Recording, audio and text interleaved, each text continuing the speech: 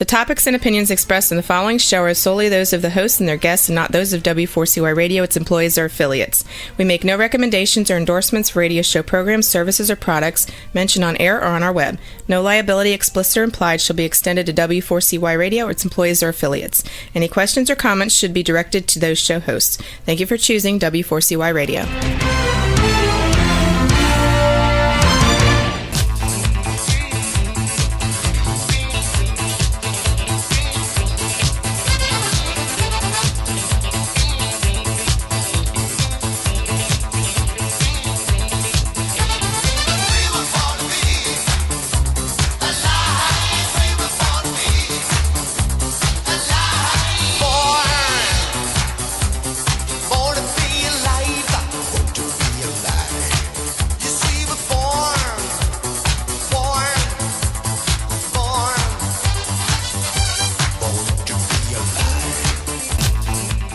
Born to be alive. I'm always just getting into the groove of that song, and that's the one thing, no matter where you are listening to this program throughout the world, that we all have in common. We are all given the gift of life. The difference, though, is how we choose to use that gift. So you're listening to Rosie Pekar on Until Now, and yes, it is an Australian accent. And for those that would like to join the chat, go on over to w4cy.com, click on the right-hand side, and you can ask your questions. Now, this week's program I've decided to dedicate to a lot of my listeners that have got in contact and let me know of different challenges and difficulties that they are currently facing. And I decided to take a leaf out of Elmo's book. And if you're wondering who Elmo is, he's from Sesame Street. Now, Sesame Street is global. It exists everywhere throughout the world because of that opportunity to uplift, educate and inspire from a really early age. And I thought, what better role model is there to have in life than someone who's a feel-good facilitator? Now, my background before was in many years in law enforcement. Feeling good was not our priority. It was getting results done. And a lot of people live their life with that credo. It's not about how we feel, it's about getting results done. And I'm going to follow Elmo's advice instead, which his message is stay positive and bring the love. So today I'm going to stay positive and bring the love for those that are going through different challenges and different dilemmas at the moment.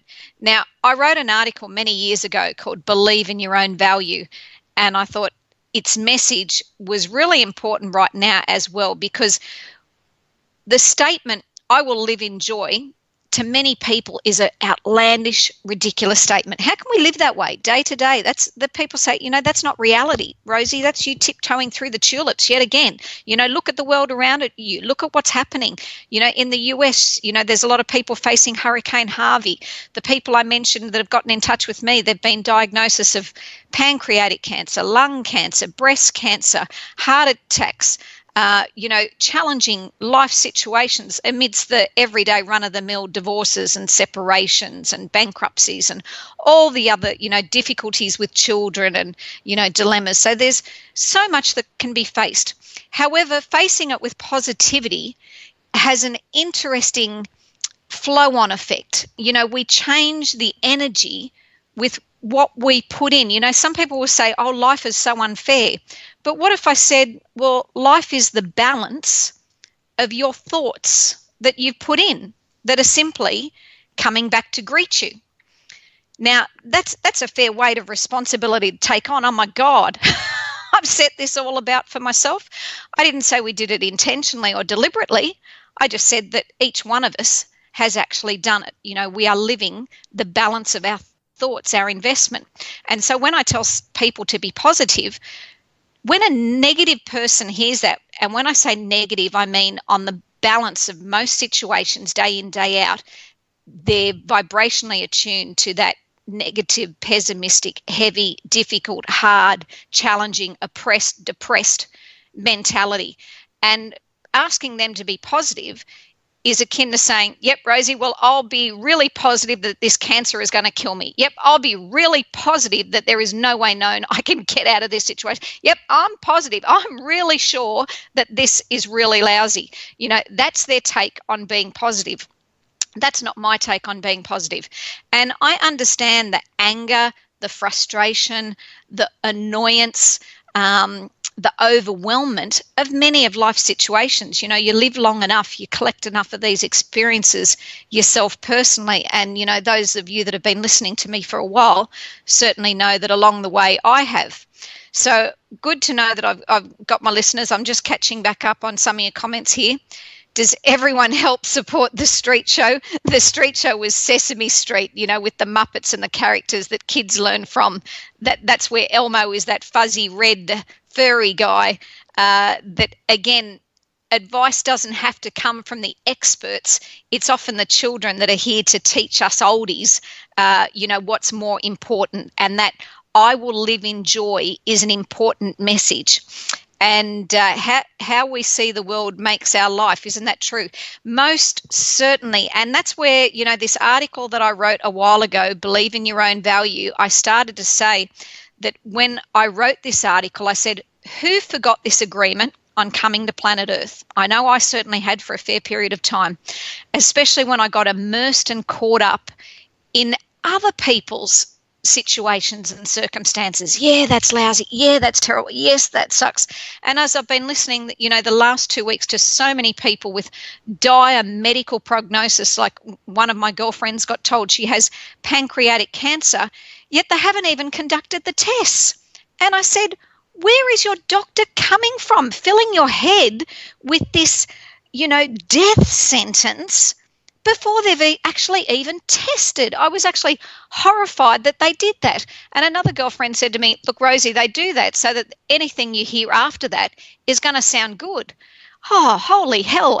You know, I must be living life arse about, because give me the good news, buddy. Tell me what I'm doing right. You know, save that dire doom and gloom right as a last resort. Don't give it to me heads up.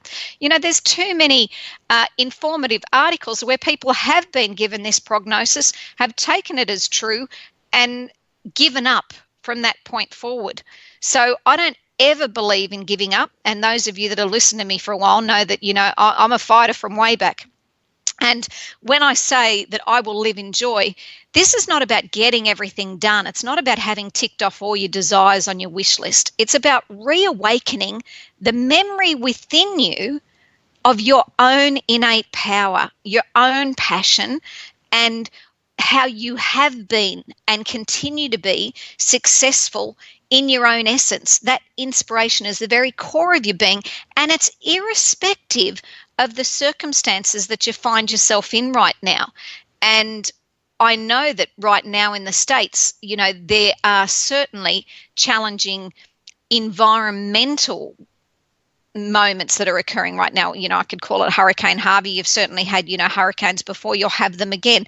They've had them globally, you know, within the floods, within Asia as well. You know, the crisis we had recently here in Australia. There are earthquakes. There's all sorts of dilemmas and disasters occurring. But as one listener's asked, how do we make our thoughts reflect good in life? And I think that is a fabulous question, because that is the most important question. And the first thought I'd share with you to adopt that has been of great value within my life is simply this: life is always working out for me.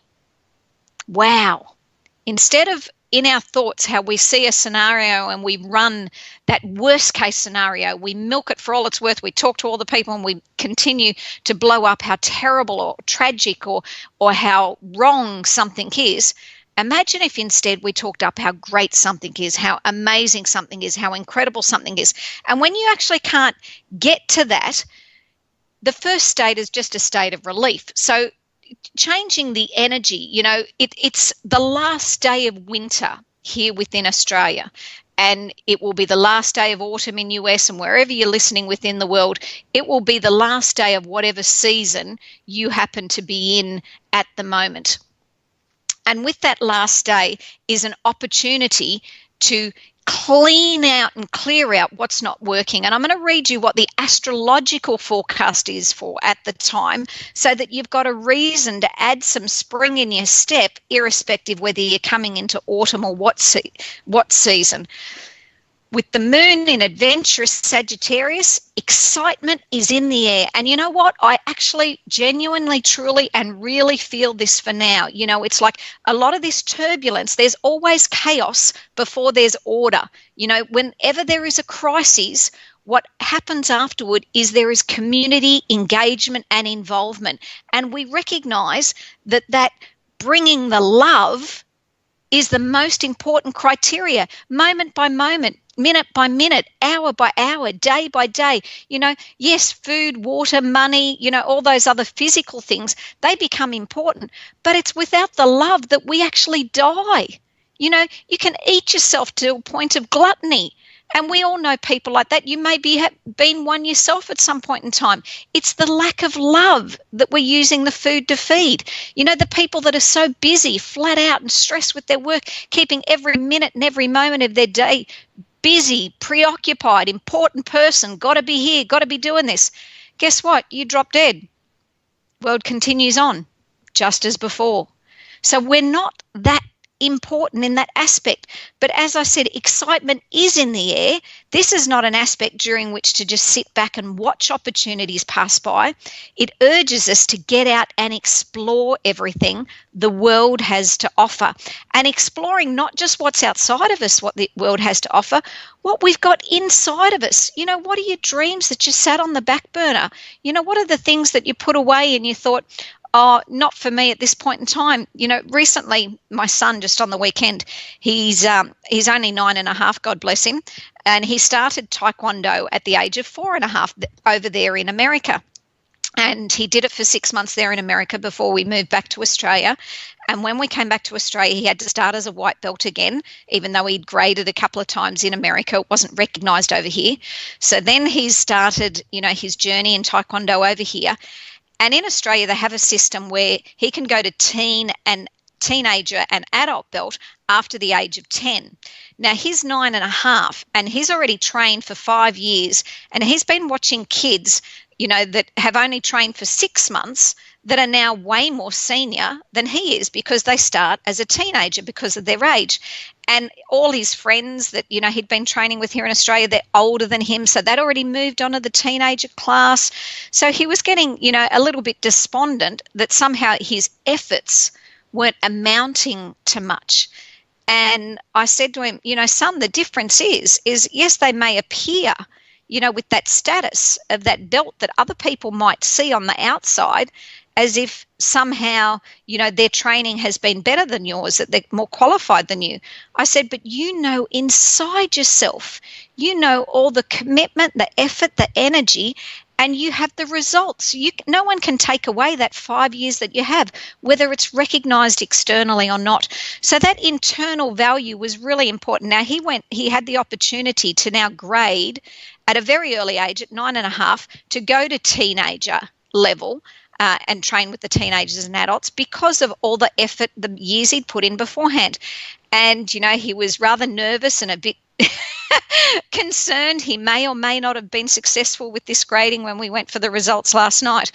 Now, you know, the grin that was plastered on his face for the rest of that evening, the fact that he got recognised a bit earlier.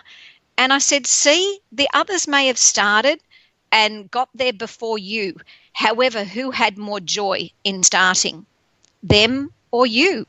You know what you've done to get to this point. So no one can tell another person what to think or how to be or how to act. You know, this is an individual thing, this thing called life, you know. But as a feel-good facilitator, you know, I'm continually telling myself more and more ways to feel good and let go of those ways that make me feel bad, because the only person they're affecting first and foremost is myself, and then as a flow-on effect to everyone else. So right now, what could you be missing out on by declining an invitation? If you always make a left turn, what might happen if you decide to go right? You know, now's the time to mix it up a little bit, because this astrological format that there is in the skies at the moment, they say it's a sextile to Jupiter. This moon brings a very lucky sociable twist. So relationships become more important. Bringing that love is, you know, the golden key. Long-lasting connections can be made as you travel the globe, which is woohoo, great, because I'm planning on being back there in the US either later this month or next month. Meeting new people is more exciting than ever. And being in the right place at the right time seems to be standard operating procedure. Now, that's not just for me. That's for everybody at the moment. You know, we have got the skies aligned in our favour.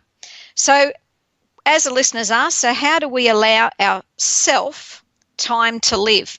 Well, the place that and space that we always occupy is in our thoughts. And, you know, I use that term, you know, our emotions. You know, God gave you the greatest gift that you will ever get, and you have access to it 24/7, and it's always on, and it's ready to harness an army to do your bidding. And it's called your imagination. Broken down, it's the word magi, which is magicians, and a nation, a whole army of it, all contained in you.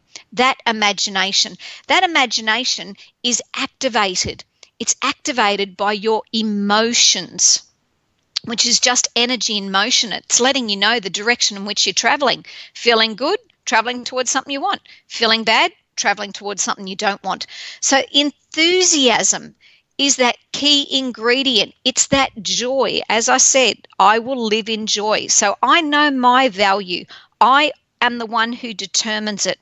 Your rightful place in this life experience is one of positive expectation, optimism, and ever-expanding bliss. Now, there's many of us going, bliss, Rosie, I'm going to have to look that up in the dictionary because I'm quite sure I haven't felt that for a long, long time. How do you spell it? B-L-I-S-S. Well, bliss is a state that you see kids in. It's a state you see animals in. You know, just scratch a puppy on its belly and look at its face. I watched a lizard on YouTube drinking his water, and as he looked up, he had a grin plastered from ear to ear. You know, bliss doesn't have to be these huge, incredible, astounding experiences like, you know, winning lotto or the trip of the lifetime. Bliss can be when you're thirsty and you're able to just drink some water. Bliss can be when you look at your child asleep at night with their eyes closed and they're tucked away safe in their beds. Bliss can be putting on, you know, a jumper or a jacket that you've owned for 10 years and it fits you. You know, those pair of jeans, getting that. You know, bliss has many different meanings. It's your own emotional state. So I will know the value of my own preferences, and I will know the value of my own perspective. So your own preference and your own perspective is what matters. It's not another's. You know, this is where we get caught up in. We make other people's ideals our own. Recently with my son as well, I had spoken to him about the movie, and I don't know whether, you know, you guys have actually ever seen it, The Boy in the Striped Pajamas. And those, if you wish to make a comment, just go to w4cy.com and click on the right-hand side, and I'll be able to get your comments. Yes, and as one has asked, so it matters how we view things. Oh, hell yeah. Boy, does it ever matter how it thinks. You know, you could not have written that more aptly, more perfectly, more correctly if you'd even really intended to. Exactly as you said it. So it matters how we view things. Matters means materializes, manifests, shows up in our world. Yes, it does matter how we view things, because how we see things is how then life is created for us. So that's why that opportunity to stay positive is truly a blessing. If we can start to work with this belief, life is always working out for me. Once we plant a seed, we start to look for evidence of that belief in our reality. It's called a reticular activating system, which RAS for short, which means we start to pay attention and notice what shows up that we've decided we'll pay attention to, that we show an interest in. So interestingly, I was talking to my son about this movie, you know, Boy in the Striped Pajamas, and it's, you know, based on during the Nazi years in a concentration camp, and there was a father that was head of the German household as a high official soldier responsible for the genocide at that time of a lot of Jews in a concentration camp nearby. But the program centered around the relationship of two young boys aged 8. One boy was within the concentration camp and one boy was the son of that German high official soldier. And they didn't realize that they had to hate each other. They didn't realize they had to be enemies. And my son, at the age of 9, watching this movie, he said, "Mum, this is so sad." And I said, "Yes, it is so sad. What adults teach out of fear. We teach in the best interest, we could say all the right reasons, but we get all the wrong results. Anytime a child is taught to fear or taught to hate is not an opportunity to live in joy. It's an opportunity to share with them more fear and more hate." And, we got some of that shared with us, from well-meaning parents, well-meaning loved ones. This is an opportunity with a new season to let go of all those things shared with us that no longer serve us. All those old thoughts of fear, all those old thoughts of hate, that bigoted, stinking thinking. It's time to let it go. And at the end of the movie, as it's a very sad and touching movie. And if you haven't seen it, it's one, I do recommend, but I recommend you bring a big box of tissues for you. And I recommend it only because we've all got stored stuff that is some sadness or heaviness within us. And sometimes, these sad movies work to remind us of A, the beauty and purity in the simplicity, but B, to let go of some of the heavy stuff we've been hanging on to and to realize in our world just what we have. Once we believe that life is worth living, your belief will help to create the fact. That's the first start. Then as we believe it's worth living, to start believing it's actually working out for me, and then look for the evidence of that.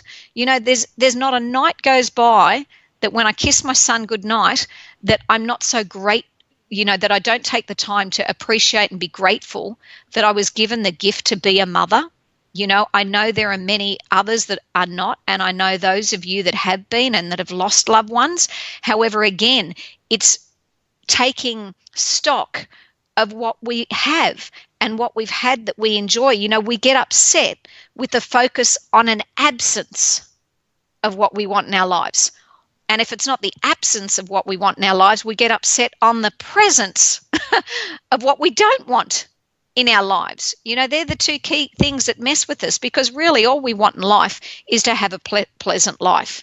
We want to have a nice, enjoyable, easy time, and we want what we want to be able to share with others. So the challenge in life is not always seeking the new, it's seeing the old with new eyes, and they're eyes of understanding, inclusion, and appreciation.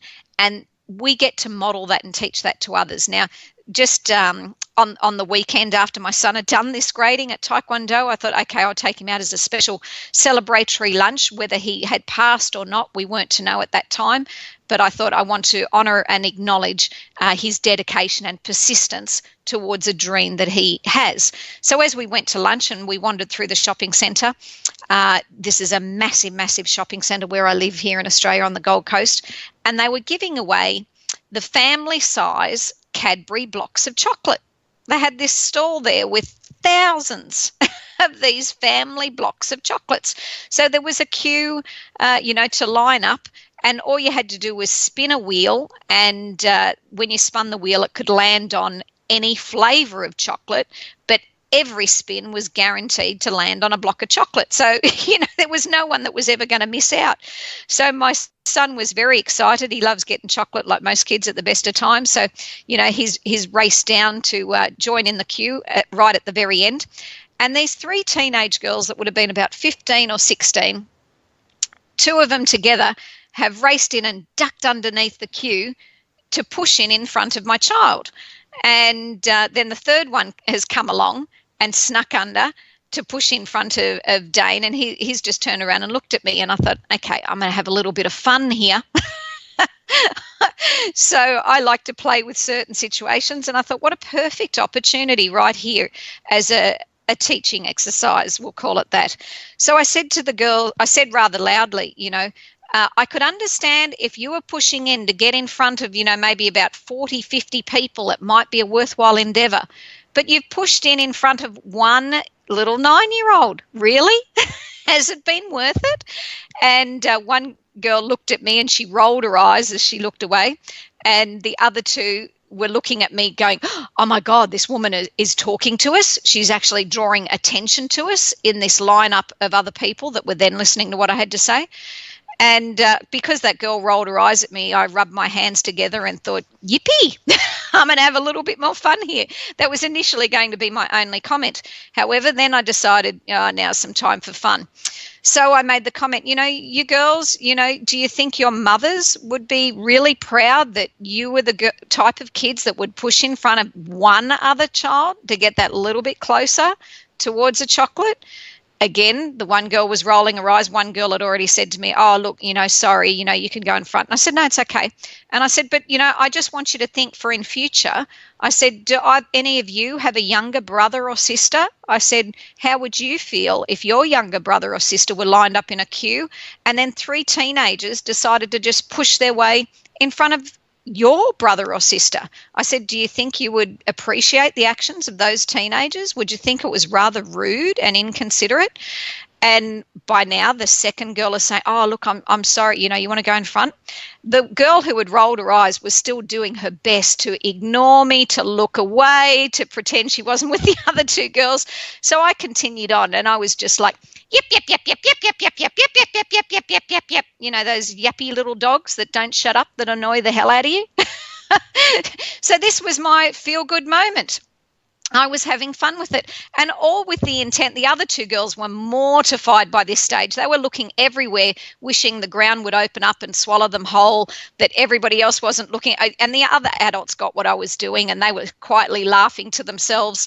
But these girls had nowhere to go, and they're going, please, for goodness, please go in front of it, please, go in this. And I said, no, it's fine. I said, and I said to Dane, I said, I'm only doing this, honey, because I can guarantee you, after this day, they're never going to cut in front of a little kid ever again, because they're going to be terrified. There's going to be another yip, yip, yip, yip, yip, yip, yip, yip, yip, yip, yip, yip, non-stop mouthy mother right behind them. And they just never know. So who out of been listening thinks the story is about the teenage girls? Because if you think it's about the teenage girls and teaching them a lesson, no, it's not. And then I guess who thinks that story was about teaching my son, so that my son knew, hey, it's never a good thing to push in front of little kids. We stand up, for the smaller, the weaker, the vulnerable, those that aren't able to speak up for themselves. Well, it wasn't actually about my son either. And so as one listener's asked, so what was it about? It was about me. The whole time, that scene was about me. It was about how I show up every minute of every moment, every day in my own life. Because if I had shown up and just allowed unwanted in my environment, and it really irked me, it annoyed me, that they pushed right in front of my child. I could not stand by and watch that action. That would be untrue to the person that I am. Other people could do that because that's true to who they are. Now, I'm not saying everyone has to do the action that I did. This is about living your life truthfully to you. Now, does it mean grabbing the person and, belting the crap out of them because it feels true to you? Hell no. Again, because at the moment that I was doing that and I had my fun and I realized, I really can't see unwanted in my world without having to speak up about it. That to me is like saying, see, Rosie, you did your bit. That's what you're here as. You're here as a speaker. You work as a talker. It's your whole occupation, your whole life. So you continue to be about that. A step further, a masters have, an amazing ability to pay no attention to unwanted at all. Their focus is 100% on what is wanted. And I recall a story about, a master that, wore the beautiful white clothes, and I've shared this before, and they were out in, dirty, muddy, really dusty terrain, a mix of all sorts of stuff that would get stuck on white clothes. And the people that were around them were astounded at how they were also dirty, yet these masters were impeccable and immaculate in pure white. And their question to the masters was, how do you stay so clean?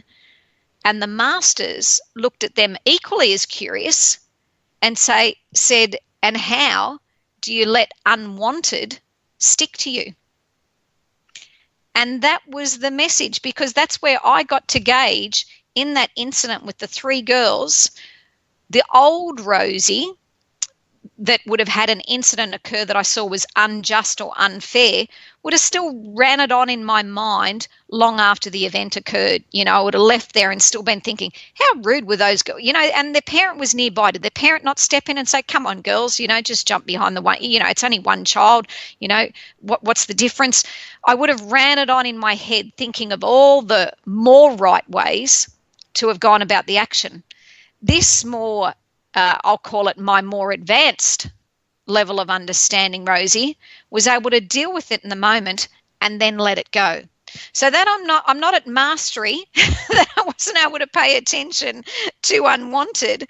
However, I was able to acknowledge for myself personally where I had been to where I was. So the cause of upset was really such a very short period of time. So I held myself accountable. I'm responsible for my own actions, my own feelings, and my own thoughts.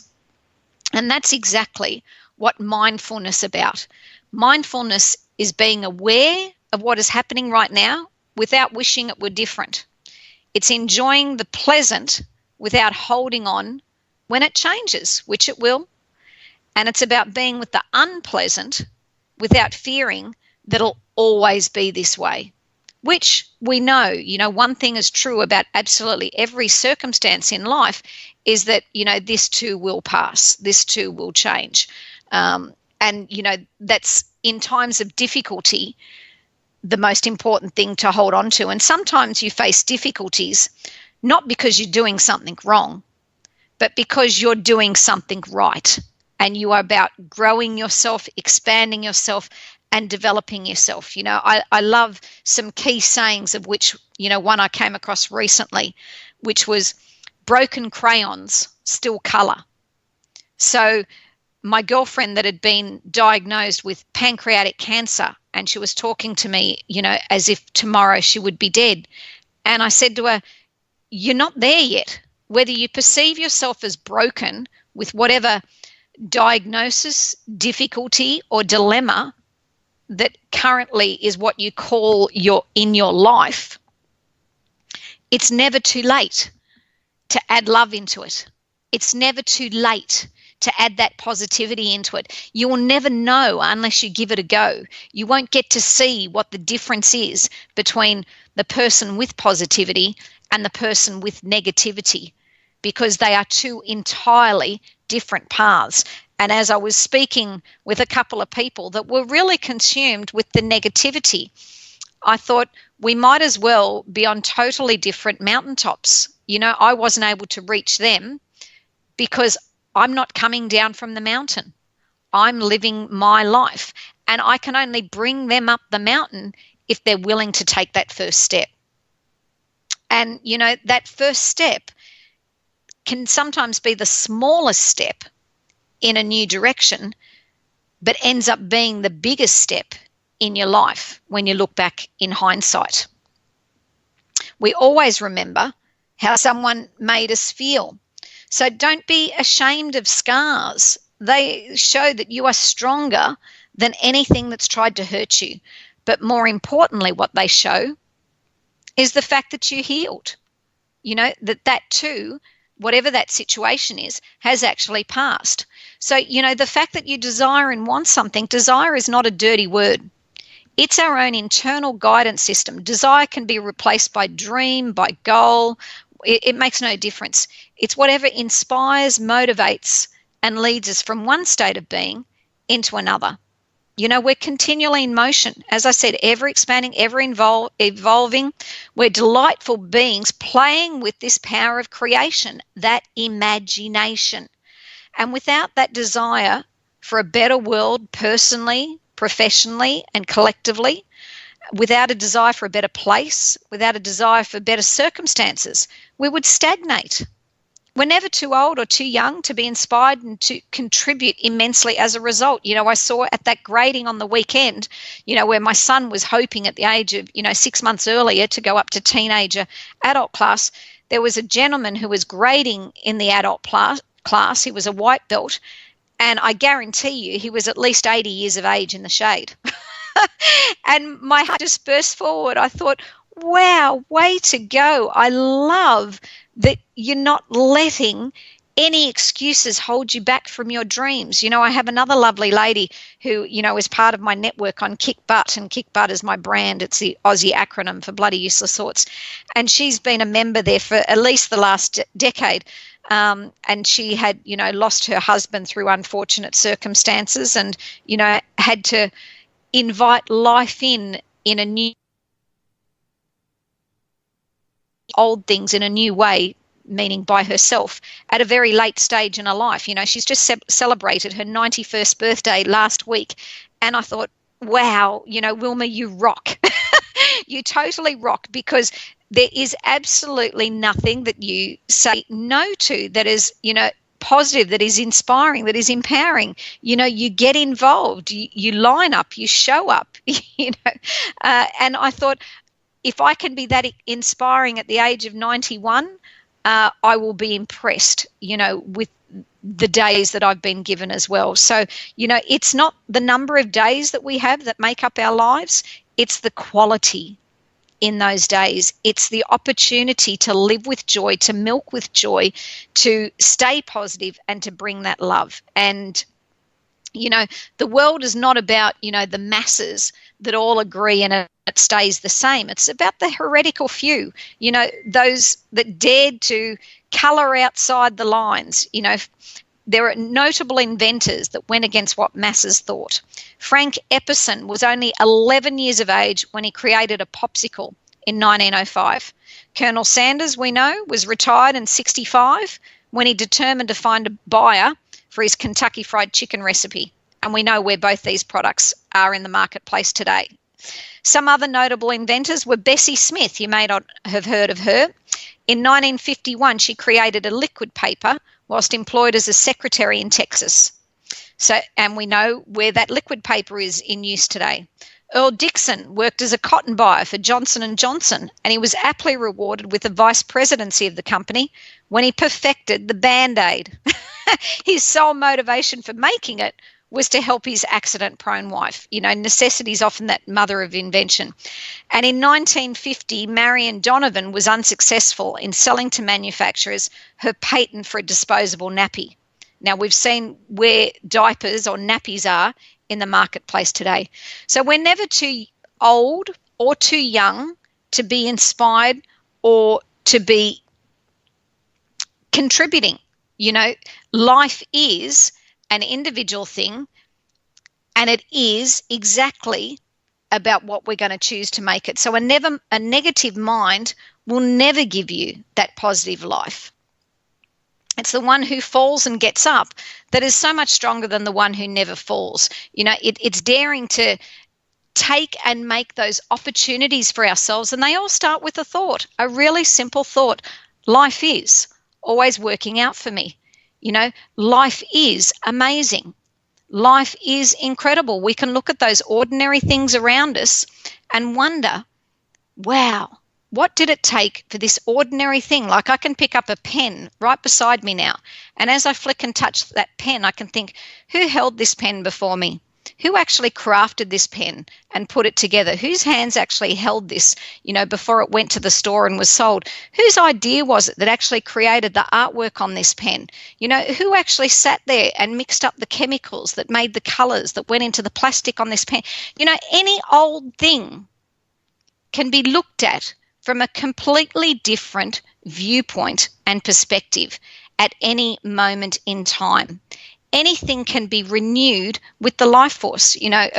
When it was my birthday, only over a month ago, I went to Crystal Castle here in Australia, which is a magnificent place filled with literally tons and tons and tons of spectacular amethyst geodes, smoky amethyst, beautiful, beautiful rose quartz crystals, clear quartz, all sorts of spectacular things in this environment. And it's built in a beautiful garden.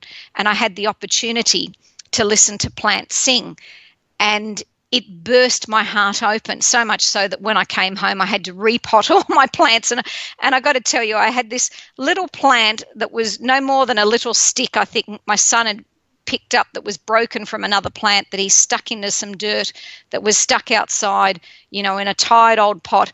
And it had survived, year after year as this dwindling little stick, just determined to hang in there into its tiny little dried up bowl of dirt, in the sun all the time.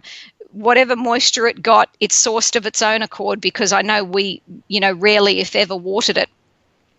And after listening to the plants sing, I, overwhelmed with guilt, went and repotted it, got it a lovely pot and, took care of it, put some moss over the top of it. It's now a month later. This spindly little stick that had tenaciously hung on for years despite its neglect is now absolutely thriving and blossoming. And it is such a fat, sturdy, solid plant that absolutely I can guarantee, not only is it loving the love, nothing is going to kill it. The fact that it's gone through such a level of difficulty and hardship, and you can think about this yourself personally, all that you've gone through to get to the point where you're at now. And it's made you tenacious. It's given, you wouldn't be here today without those experiences. You wouldn't have the skills and the mental acuity that you have today if you didn't have all that's gone before. But right now, imagine if you self-watered, if you repotted yourself in a sense, reseeded yourself, if you were given that love and nourishment to yourself right now, how strong and solid and sturdy and sure and blossoming you would then become. This is the part that we wait and see, and I love to hear. So what's your unwanted? What's been sticking around? It doesn't mean it's going to continue. As I said, we're on the last day of a season. It's all past. The new is just coming in. Everything has an expiration date, even your struggles and even your difficulties. If you've got a question or comment, you're listening to W4CY, Rosie Pekar. You can go to w4cy.com, click on the right-hand side and add your comments and add your questions, because I certainly love to hear what you think and what you feel, or what your challenge or what your difficulty is, so that way I can steer and guide it in a particular way. But I love the words of Esther and Abraham Hicks, and, I'd listened to them for many years, amongst others. And I want to share just a little bit of those words right now. And as one listener has commented, what if those things expire when we expire? Well, if they're problems and they're difficulties, that's really good that they expire when you expire. We certainly wouldn't want them to continue on without us. That's not the legacy we wish to leave behind for our loved ones. Here, this was crap for us through our life, so here you go, Sonny. Have some crap for you. We'll leave it behind. That's not what I planned in the will for my son. But as Esther and Abraham, Fire Esther, Abraham shares. In other words, you are growth-seeking, joy-seeking, freedom-seeking beings, and those intentions are all woven around that energy that is offered to you. So that as you utilize the energy, let us put it this way, as one who comes forth from that source, who has decided from all that you have lived that you like to be happy rather than sad, free rather than confined, and growing rather than stagnant, an uplifter rather than a defeater, then as you find yourself physically being a defeater, you feel the negative emotion, which is your indication that you're using this energy in a way that is not in harmony with your greater intent. So it's clearly saying when we feel good, we're going in the direction of what's good for us. When we feel relief, we're letting go of unwanted and the absence of the wanted that's been holding us up. I used to say, quite a while ago, oh, I'm waiting. And as I was putting on more and more weight, I thought, wow, Rosie, you really are waiting. You're waiting in a whole kind of way you really don't want to be. So I got rid of that word waiting because at 5'2", I really don't need to be heavier than I have to be. So I changed that word from waiting to a more powerful choice of anticipating.